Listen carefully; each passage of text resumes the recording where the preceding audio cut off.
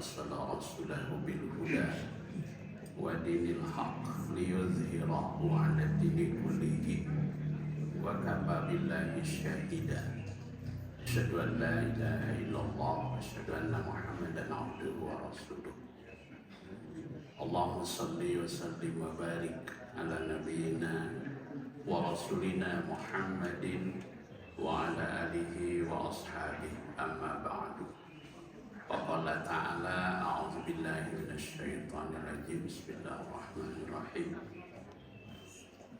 يا أيها الذين آمنوا استجيبوا لله وللرسول إذا دعاكم لما يحييكم واعلموا أن الله يحول بين المرء وقلبه وأنه إليه تحشرون صدق الله العظيم. Jamaah subuh Masjid Baitul Mukmin yang dimuliakan Allah, alhamdulillah kita bersyukur kehadiran Allah Subhanahu wa Ta'ala. Pada subuh ini kita masih diberi umur, kesehatan, juga keleluasaan untuk bisa hadir kembali di majelis ini setelah kita melaksanakan subuh berjamaah. Semoga amal ibadah kita semuanya diterima Allah Subhanahu wa Ta'ala. Sholawat dan salam semoga senantiasa Allah curahkan kepada panutan agung junjungan alam Rasulullah Sallallahu Alaihi Wasallam beserta keluarga dan para sahabat. Jamaah sekalian,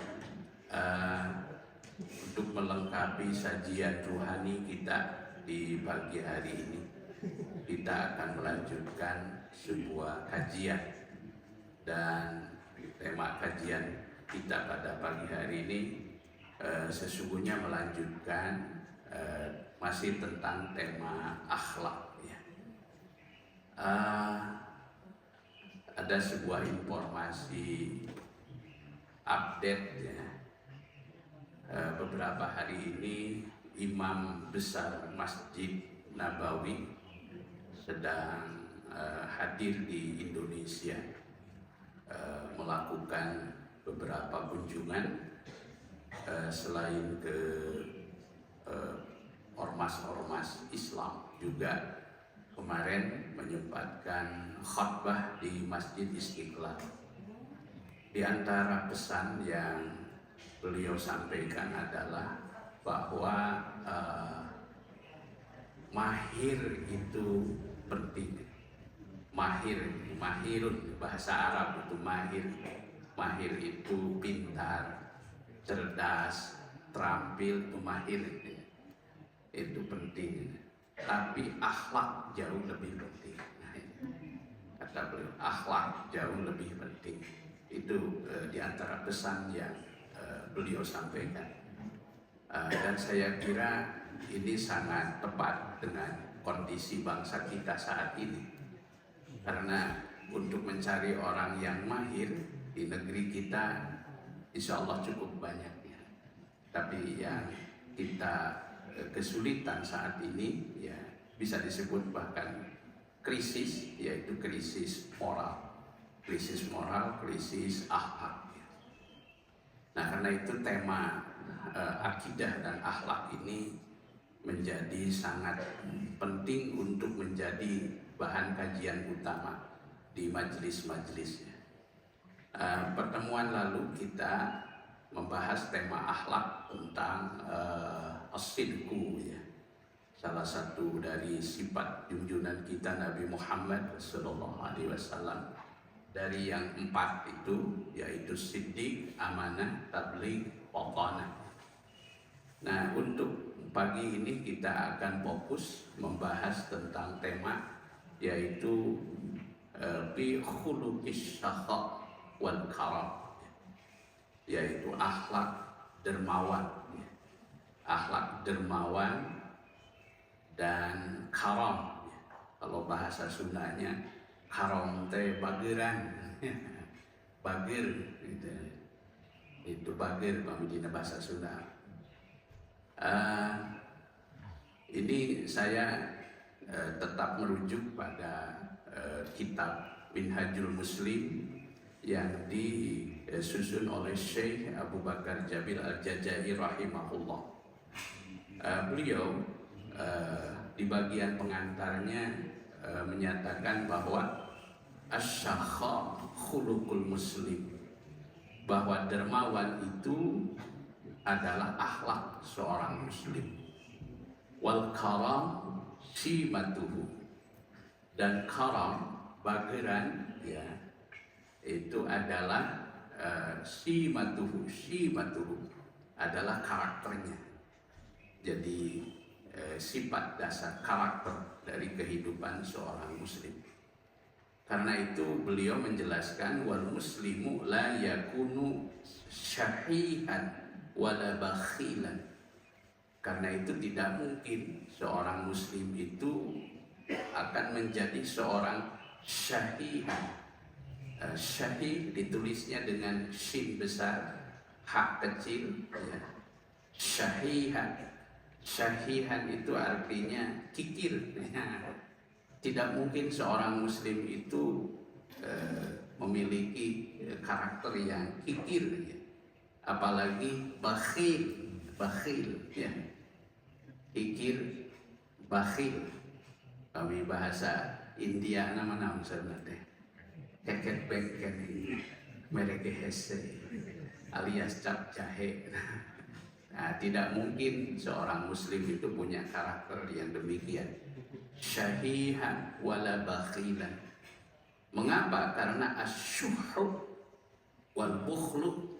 Nah, karena kikir dan bakhil itu adalah khuluqani, dua akhlak damimani, dua akhlak yang tercela, mansyubuhuma, yang berpangkal dari habsun nafs wa tulmatul qalbi, kata beliau. Itu berpangkal dari jiwa yang kotor dan hati yang gelap, ya. Hati yang gelap. Jadi akhlak yang tercela, dua macam akhlak tercela, kikir dan bakhil itu adalah berpangkal dari jiwa yang kotor ya, dan hati yang gelap. Jadi kalau hati yang gelap itu lawan dari hati yang tercerahkan. Dalam bahasa Indonesia kita mengenal hati nurani ya. Hati nurani itu artinya hati yang tercerahkan. Nurun gitu, nuroniyun gitu. Itu hati yang tercerahkan. Kalau mau dipopulerkan lawannya itu zulmani ya. Zulmani ya. Hati yang gelap gitu. Zulmani. Nah, itu ada dalam surat Al-Baqarah ayat 257 kalau tidak salah. Ketika Allah berfirman bahwa seterusnya sudah ayat kursi, Allahu waliyyul ladzina amanu yukhrijuhum minaz zulumati ilan nur. Allahu waliyyul ladzina amanu. Allah adalah wali pelindung orang-orang yang beriman. Yukhrijuhum minaz zulumat ilan nur. Yang mengeluarkan mereka dari kegelapan-kegelapan, az-zulumat ilan nur, kepada cahaya. Dan seterusnya. Karena itu wal muslimu, kata Syekh Jabir, bi imanihi, dengan keimanannya wa amalihi as-salih, dan dengan amalnya yang soleh, nafsuhu tahiratun, maka otomatis dengan iman dan amal solehnya itu akan membuat jiwanya menjadi suci. Nafsuhu tahiratun, jiwanya menjadi suci, wa qalbuhu musyrikun, dengan qaf ya, sanes dengan kaf, musyrikun, hatinya menjadi terang ya. seperti terangnya matahari di pagi hari. Nah, jadi seorang muslim, kata beliau, dengan keimanan dan amal solehnya itu, maka hatinya, jiwanya menjadi bersih dan hatinya menjadi terang, seterang matahari pagi. Musyrikun dengan qaf, ya. Maka fayatana mahal taharati nafsi wa isyraqi qalbi wasfusuha wal bukh. Maka otomatis dengan dengan kesucian jiwanya dan terang hatinya itu hilang, ya, maka akan perlahan-lahan menjadi terminimalisir sifat kekikiran dan kebakhilannya. Fala yakunul muslim sahihan wala bakhilan, kata beliau, maka tidak sepatutnya seorang muslim itu menjadi seorang yang kikir dan bakhil. Nah, dalam hubungan ini saya menghubungkan, kalau Kiai Ahmad Dahlan itu menyebutnya dengan yang disebut namanya tauhid sosial. Tauhid sosial. Ini ayat yang menjadi tadarus kita pada subuh ini adalah surat Al-Ma'arij, ya. Al-Ma'arij ayat 19 sampai ayat 25. Nah, ini menjelaskan bahwa memang secara umum sifat dasar manusia itu memiliki potensi ke arah kikir dan bakhil. Ya, karena itu bagian dari potensi negatif yang ada pada sifat dasar manusia. Kan sifat dasar manusia sebagaimana diutarakan oleh Allah dalam surat Asy-Syams, ya. Di sana dinyatakan bahwa manusia itu fa'alhamaha ujuraha wa taqwa. Maka kami ilhamkan kepada jiwa manusia itu dua potensi fujur dan potensi takwa. Nah, bagian dari potensi fujur itu, itu digambarkan dalam ayat ini. Innal insana khuliqa halu'a. Sesungguhnya manusia khuliqa, diciptakan oleh Allah. Halu'an itu kalau dalam terjemah Departemen Agama itu suka mengeluh dan kikir. Itu halu'an gitu. Atau non. Innal insana khuliqa halu'an. Jadi itu sifat dasar kita, ya. Secara negatif itu, ya. Ya, negatif. Kita punya sifat dasar itu halu'an. Halu'an itu suka berkeluh kesah. Berbahasa Sunda mah aduh alah. Suka berkeluh kesah dan kikir, lagi kikir. Ini sifat dasar manusia. Ya, sifat dasar manusia. Halu'an idza massahu syarru jazu'an. Apabila dia ditimpa asyarrun itu keburukan. Syarrun itu lawan dari hasanun, ya. Ya. Apabila atau lawan dari al-khair. Lawan dari khair, syarrun. Apabila dia ditimpa keburukan atau kesusahan, itu jazu'an. Jazu'an itu suka berkeluh kesah. Jazu'an, berkeluh kesah. Itu dah jami terlepas tina. Senang, sedih, bahagia, susah, pasti. Tidak ada manusia selamanya senang, ya, dan tidak ada manusia selamanya susah, ya. Pasti kita hidup di antara dua romantika kehidupan. Itu. Nah, apabila ditimpa keburukan, kesusahan, kesulitan, nah, secara naluriah manusia itu cenderung jazuan. Apa itu jazuan? Suka berkeluh kesah. Berkeluh kesah. Tapi wa iza massahul khairu, apabila ditimpa al khair, al khair ya, ditimpa kebaikan, keberuntungan, kesuksesan ya. Dan tenan kalau istilah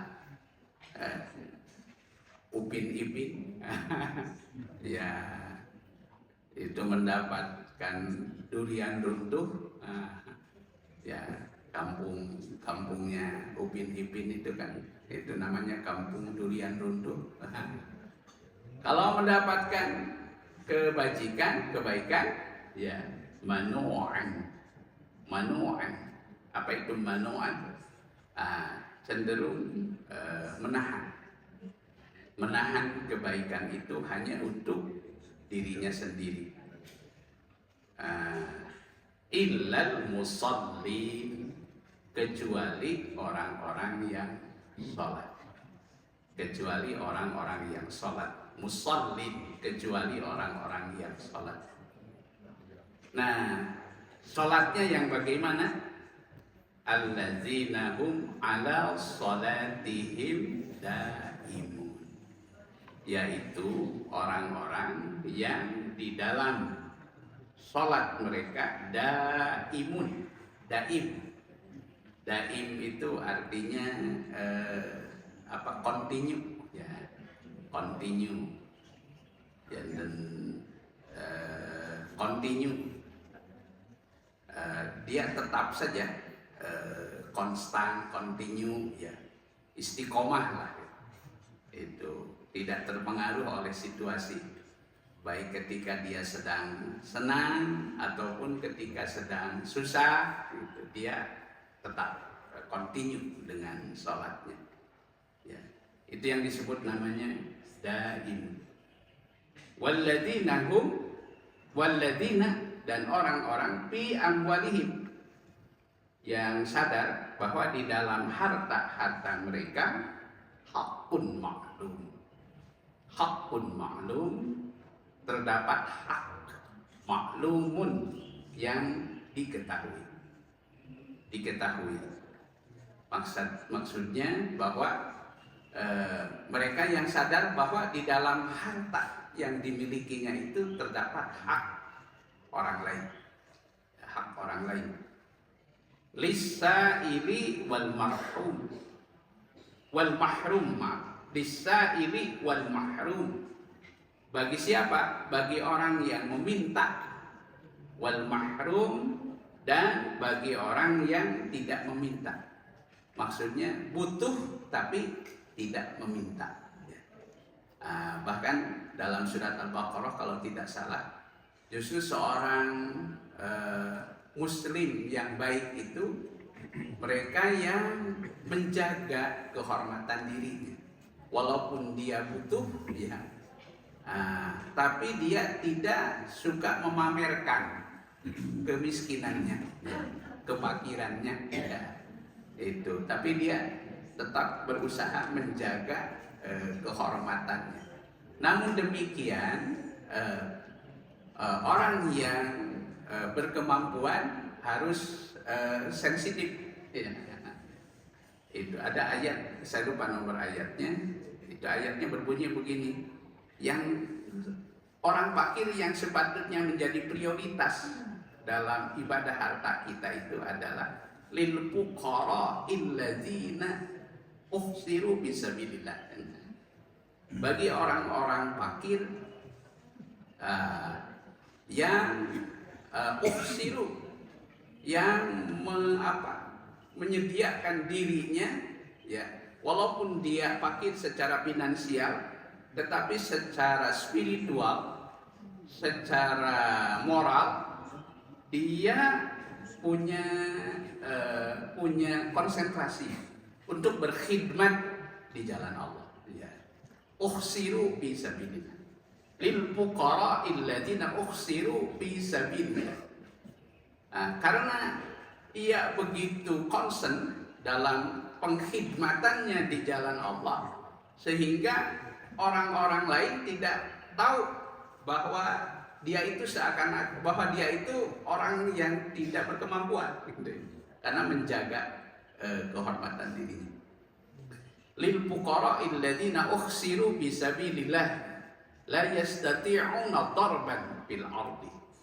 Sehingga dia tidak punya kesempatan lebih banyak untuk berkiprah di muka bumi, ya, mencari rezeki. Ya.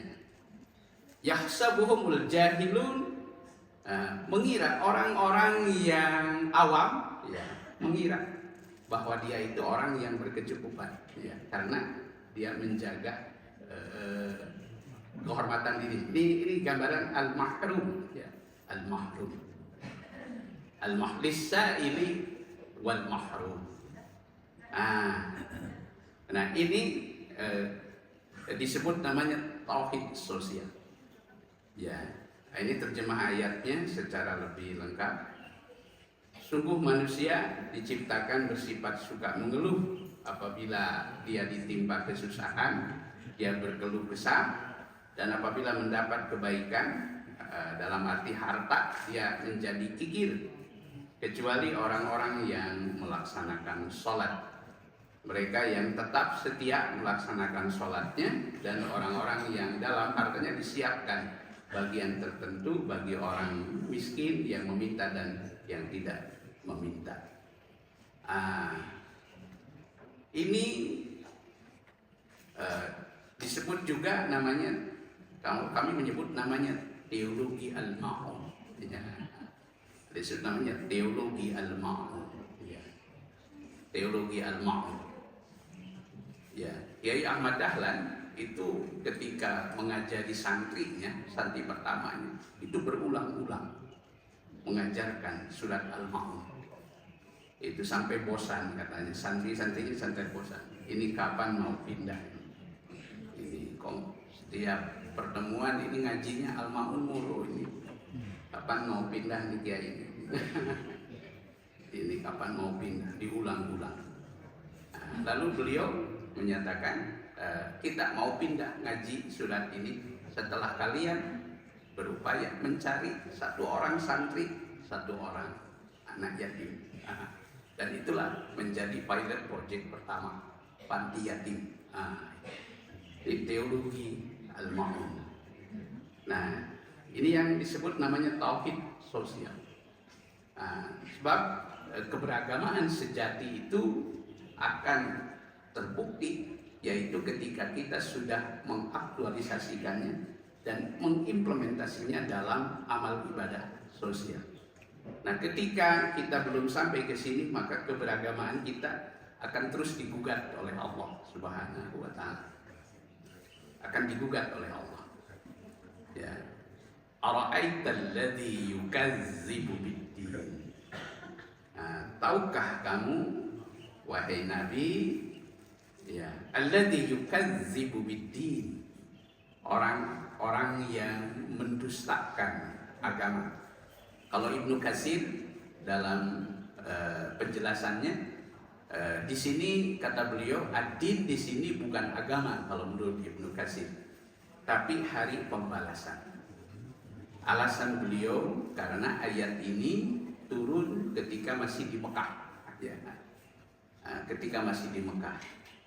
Nah, dan ketika itu khitabnya asbab nuzul, kata Ibnu Katsir, ayat ini turun ketika satu peristiwa. Jadi dulu di Mekah itu, Bapak dan Ibu sekalian, ada peristiwa, ada satu pesta, ya. Kalau di Jakarta itu ada yang disebut namanya Jakarta Fair. Dulu di Mekah itu ada yang disebut namanya Pasar Ukaz. Pasar Ukaz. Jadi setiap tahun itu ada namanya Pasar Ukaz. Nah, di situ dipasarkan berbagai produk ya masyarakat Mekah dan sekitarnya. Kemudian panitia pelaksana ya mereka itu mengadakan rapat. Itu wali kota pada saat itu nama wali kotanya Abu Sufyan. Abu Sufyan sebagai wali kota itu mengecek kesiapan, ya, mengecek kesiapan. Samalah seperti sekarang kesiapan mau pelantikan, pelantikan 20 Oktober. Nah, ya, jadi wali kota itu mengecek kesiapan panitia. Nih berapa yang kita undang nih para pengusaha dari sekitar Jazirah Arab. Oh sekian Pak Wali. Ya akan kita undang sekian. Lalu kata wali kota itu ketika itu ya kalau begitu siapkan oleh panitia kita sembelih sekian ratus ekor unta. Itu disiapkan sekian ratus ekor unta untuk disembelih.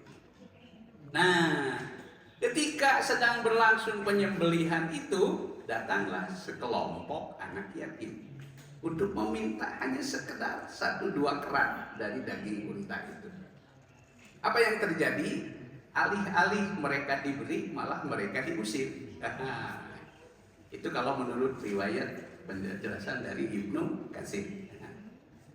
Jadi kata beliau, maka ayat ini maknanya ad-din di sini adalah hari pembalasan. Mengapa anak-anak yatim walaupun hanya sedikit mereka minta, tapi mereka tidak diberi? Karena menurut orang-orang Mekah ketika itu bagi mereka tidak ada untungnya sama sekali, tidak akan memberikan keuntungan sama sekali. Itulah gambaran karena mereka sama sekali tidak percaya terhadap adanya akhirat. Jadi orientasinya hanya dunia semata. Ya. Nah, sedangkan nanti ketika mereka menyuguhi tamu-tamu para pengusaha, itu kan nanti akan berimbas kepada apa? Kepada MOU. Berapa MOU yang nanti akan ditandatangani? Berapa yang akan investor nanti ke IKN? Ya, jadi orientasinya hanya duniawi.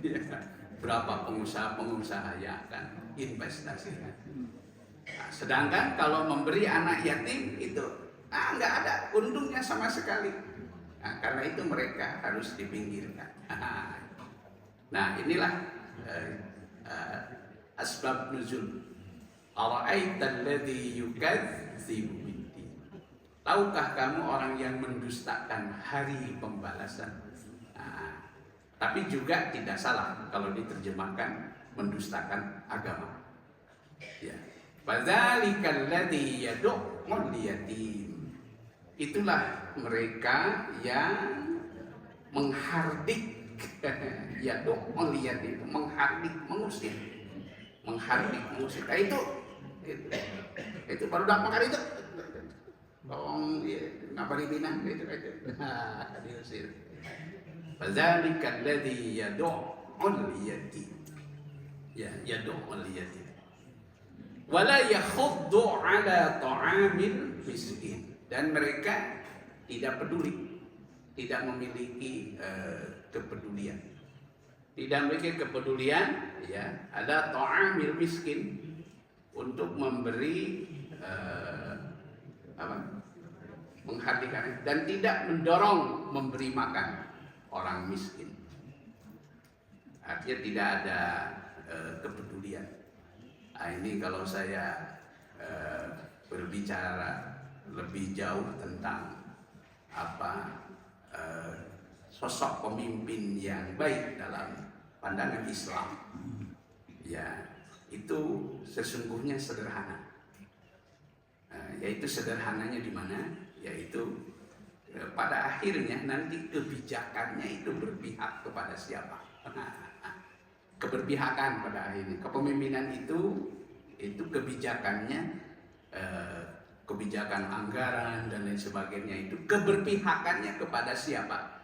Ini saya tidak bicara tendensius, tidak, tapi ini bicara dalam perspektif Al-Quran.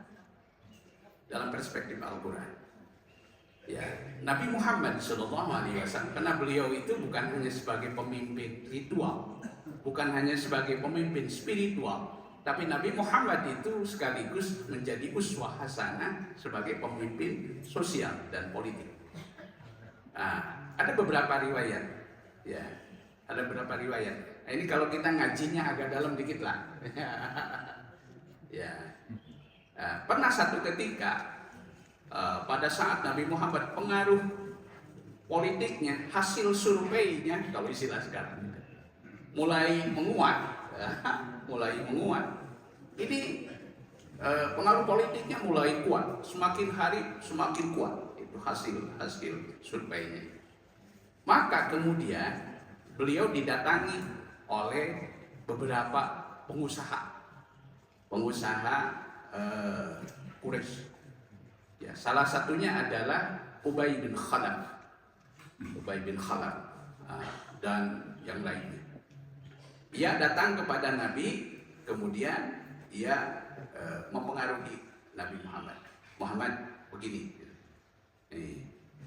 Kalau engkau menerima dukungan kami, maka di belakang kami itu banyak gerbong.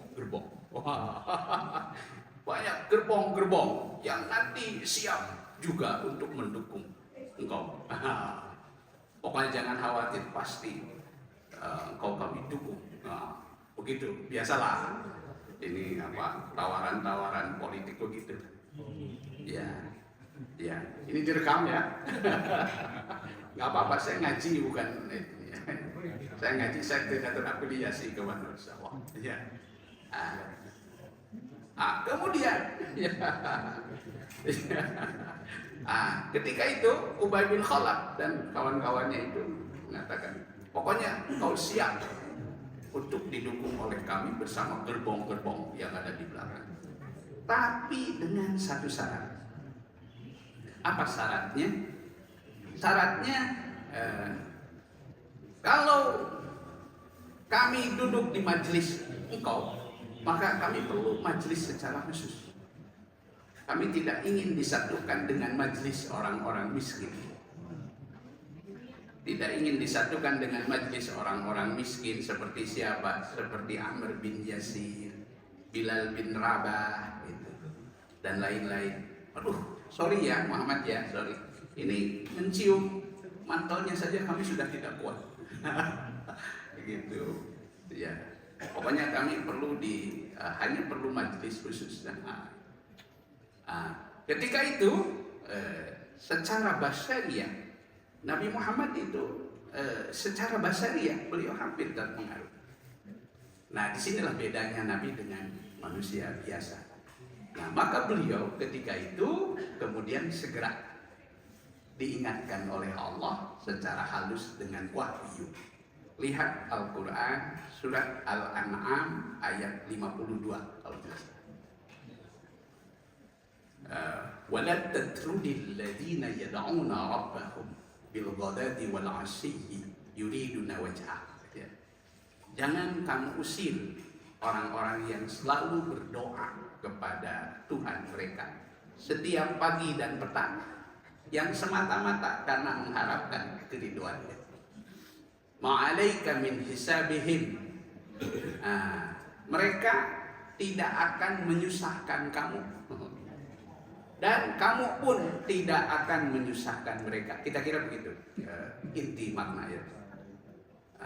Fatatrudahum, jika engkau mengusir mereka, mengorbankan mereka dengan mengutamakan kepentingan para elit, fatatrudahum fatakuna minal zalimin, maka engkau akan menjadi orang-orang termasuk orang-orang yang zalim.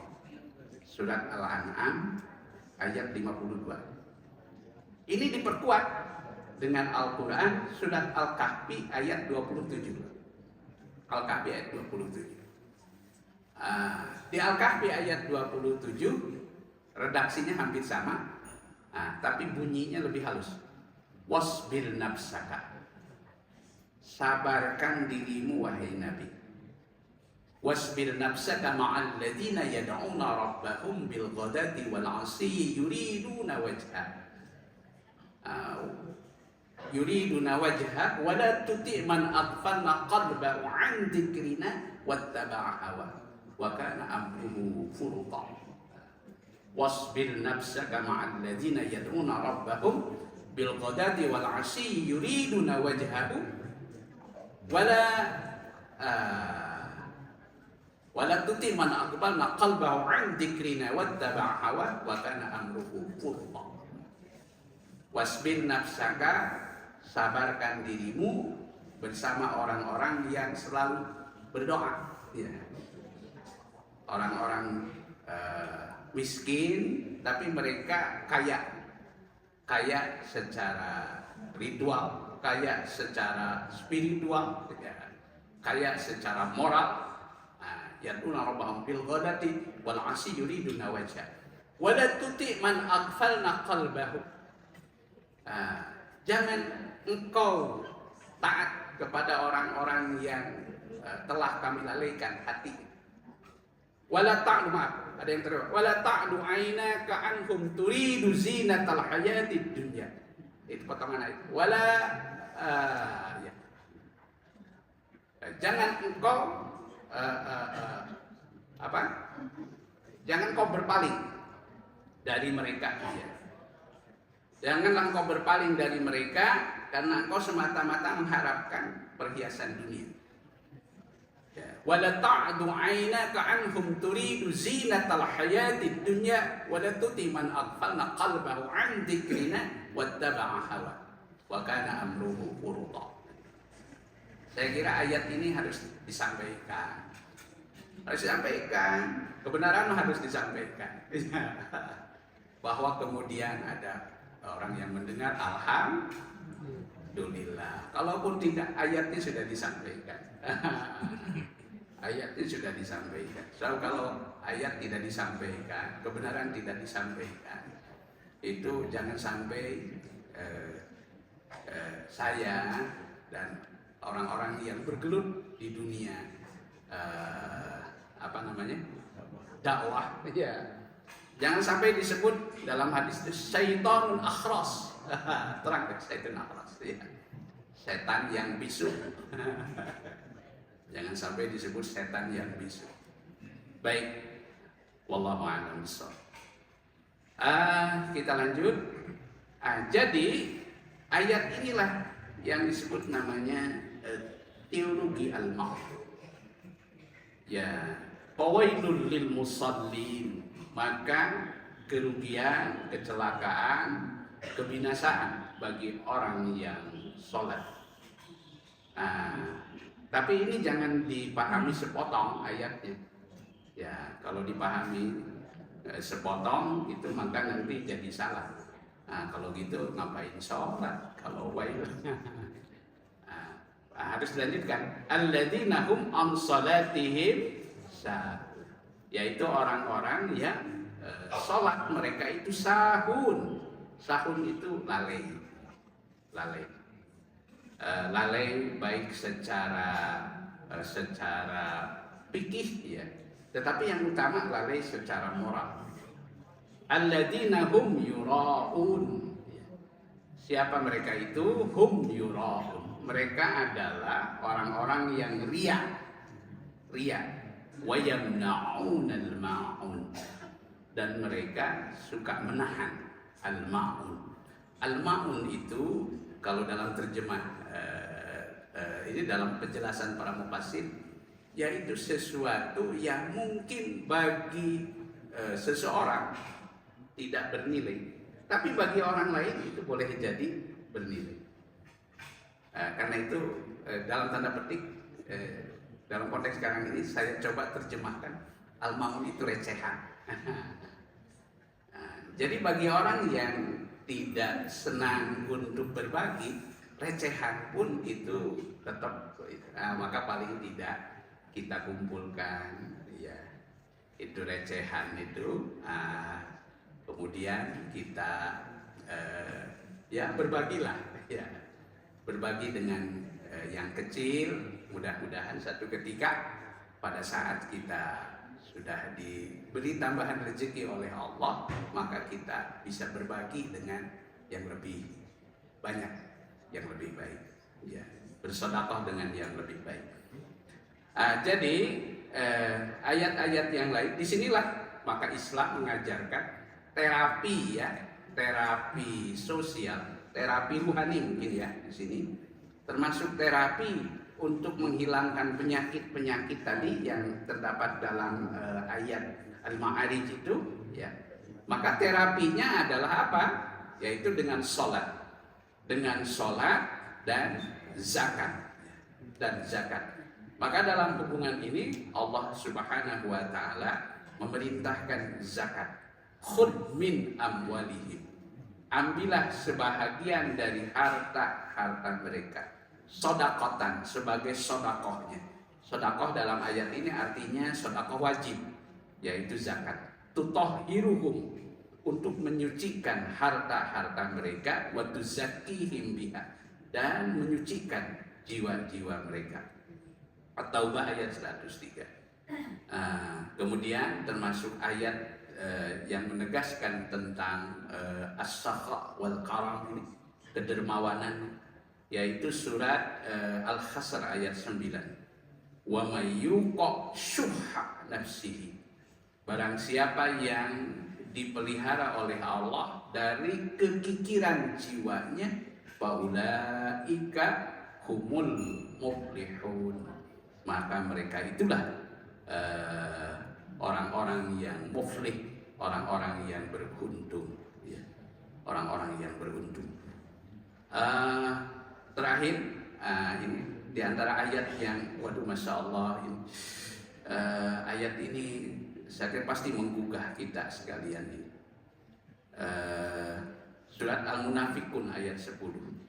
Wa anfiqu mimma razaqnakum min qabli ay ya'tiya ahadakumul maut, dan berinfaklah dengan sebahagian apa yang telah kami rezekikan kepada kamu, min qabli ay ya'tiya, sebelum datang ahadakum, kepada salah seorang di antara kamu, al-maut, kematian. Fayaqulu, dan ketika kematian sudah datang, tapi yang paling disesalkan oleh seseorang, oleh setiap orang pada hari itu adalah, Rabbi laula akhartani ila ajalin qarib, wahai Tuhan, ya Rabb, laula akhartani, jika engkau menangguhkan aku, ila ajalin qarib, untuk ajal yang dekat, ya. Mohon diberi tangguh ya Allah. Fa'asaddaqa, ya, maka supaya aku berkesempatan untuk bersedekah, ya. Wa akun minas shalihin, dan izinkan beri kesempatan aku termasuk orang yang soleh, ya. Jadi salah satu penyesalan katanya seseorang itu di akhir hayatnya ketika dia terlambat untuk bersedekah pada saat ketika dia ada kesempatan, ya, ada kesempatan. Itu salah satu penyesalan, ya, pada satu penyesalan. Saya kira ini masih banyak sebenarnya hadis-hadisnya, ya, tapi mungkin nanti satu saat kita jelaskan lebih detail, ya. Saya kira untuk prolognya demikian, ya. Sebelum saya tutup pertemuan ini, barangkali ada pertanyaan atau tanggapan atau masukan, maka dipersilakan. Maka silakan. Bismillah. Judul utamanya tauhid sosial saja. Judul ini cukup mengkritik gitu saja. Ya. Karena selama ini soal tauhid itu terbanyak juga, tapi kemudian tidak ada masuk. Ya. Sekarang mungkin perlu ada satu takrif, ya, atau definisi tentang tauhid sosial. Kalau ada sosial kita bilang saja. Oke. Sosial ibadah gue Ramadan,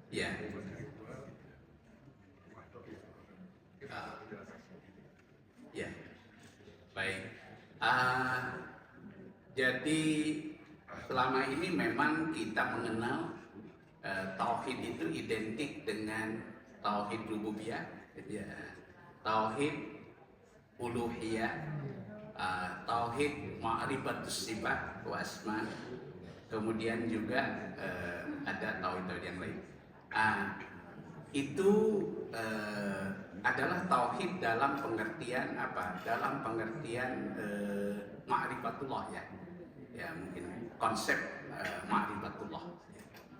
Nah, adapun tauhid sosial ini sebetulnya satu istilah baru yang dikembangkan, ya. Satu istilah baru yang dikembangkan, yaitu dalam arti apa? Sebagai pembuktian, atau semacam aktualisasi nilai-nilai ketauhidan dalam kehidupan sehari-hari. Dan ini sangat menginspirasi, saya kira. Nah, sehingga tauhid itu bukan hanya sebuah konsep yang apa? Sebuah konsep yang transenden, ya. Transenden? Sebuah konsep yang melangit, ya. Tapi tauhid itu menjadi sebuah konsep yang membumi, ya, menjadi sebuah konsep yang membumi, yang bisa diterjemahkan, bisa ditransformasikan dalam kehidupan kita sehari-hari. Nah, bahkan ini saya kira menjadi sebuah gerakan yang dari situ akan melahirkan berbagai gerakan-gerakan sosial, dan inilah yang menggerakkan sehingga kaum muslimin itu dia bisa bangkit, ya, bukan hanya secara ritual, tapi juga bangkit secara sosial. Dan tentu kalau bicara tentang kebangkitan sosial, maka harus diawali dengan kebangkitan apa jawabannya? Ekonomi. Kebangkitan ekonomi. Jadi ketika Al-Quran bicara tentang zakat, maka yang terbayang itu bukan hanya kita memposisikan diri sebagai mustahik, kan? Tapi bagaimana kita supaya kita bangkit agar kita menjadi seorang muzaki, ya. Jadi ketika datang perintah zakat, maka tentu di situ akan membangkitkan semangat kita untuk menjadi seorang muzaki. Dan saya kira teologi ini yang nanti dikembangkan lebih lanjut, Pak. Ketika kita bicara tentang haji, maka kan artinya tidak hanya bicara tentang haji tok, ya, tapi di situ akan membangkitkan kita bagaimana caranya supaya kita bisa berhaji, ya. Bisa berhaji sehingga kita menjadi seorang yang memiliki nisab, ya, istita'ah, ya, berkemampuan. Apalagi kalau nanti dihubungkan dengan ibadah haji itu menjadi inspirasi hadirnya lapangan-lapangan usaha ekonomi, Pak. Satu contoh berita yang paling aktual nih, dari jamaah haji di Tanah Suci. Itu kalau kita disuguhi salah satu menu suguhan para jamaah haji itu, ikannya itu kan ikan patin, ya. Terus deh. Ikan patin. Tapi sayangnya ikan patin yang disuguhkan kepada jamaah haji Indonesia itu sebahagian besar dikirim dari Thailand. Nah, jadi justru yang mendapat untungnya adalah orang lain. Nah, ini satu contoh bahwa dari ibadah itu maka nanti menghadirkan menjadi inspirasi lapangan-lapangan kehidupan usaha. Kita menyebut namanya amal-amal usaha. amal usaha di bidang ekonomi, amal usaha di bidang sosial, amal usaha di bidang pendidikan, ya, dan sebagainya dan sebagainya. Jadi teologi al-ma'un ini apa namanya tadi, atau disebut juga tauhid sosial, nah itu artinya menghadirkan gerakan-gerakan yang terinspirasi dengan kalimat la ilaha illallah, ya. Jadi imbasnya nanti ke berbagai pihak, Pak. Ini kalau memang kalau definisinya ya saya harus membaca, ada literasinya, Pak, ada literasi. Salah nanti mungkin coba saya lihat, ya. Itu. Tapi secara gambaran umum dari tauhid sosial itu yaitu melahirkan inspirasi gerakan-gerakan, termasuk selain gerakan dakwah, gerakan pendidikan, juga ke situ nanti ada gerakan ekonomi, ya. Hingga nanti melahirkan gerakan sosial, ya, gerakan sosial. Jadi tidak berdiri sendiri, Pak. Tidak berdiri sendiri. Saya kira itu. Ya, wallahu a'lam. Maka terkait penyesalan orang yang meninggal dunia. Oke. Mengapa yang disesalkan keinginan dia untuk sedekah, bukan ibadah yang lain, seperti sholat, haji, puasa dan lain-lain, tapi dia ingin bersedekah, bukan ibadah yang lain. Mengapa dia memilih sedekah? Ini saya kira apa ya? Ini dalam konteks sosial tadi, Pak. Dalam perspektif sebagai apa? Mungkin ayat ini dipahami dalam konteks kesalehan sosial, ya, dalam konteks kesolehan sosial. Jadi kita sebagai seorang muslim, selain kita harus berikhtiar mewujudkan kesolehan pribadi. Kalau kesalehan pribadinya kan ayatnya ya ayyuhallazina amanu taqullaha haqqa tuqatih wa la tamutunna illa wa antum muslimun. Itu kesolehan pribadi. Tapi ternyata kita juga dituntut oleh ayat ini bahwa kita harus berikhtiar untuk mewujudkan kesolehan sosial. Ya, saya kira arahnya ke situ, Pak. Ya, kesolehan sosial. Oke, paling tidak ini diaktualisasikan dalam kehidupan pribadi yang paling sederhana tadi. Ini dalam hubungan begini, ketika suatu saat saya misalnya punya kesempatan untuk bersedekah dan punya gitu ya, tapi tidak melakukan. Ya. Nah seperti itulah kira-kira konteksnya seperti itu. Berarti jiwanya tadi kan makna sholat dalam kehidupannya itu belum terimplementasikan. Ya. Jadi hanya baru sampai pada kesolehan ritual. Baru sampai pada kesolehan ritual, ya.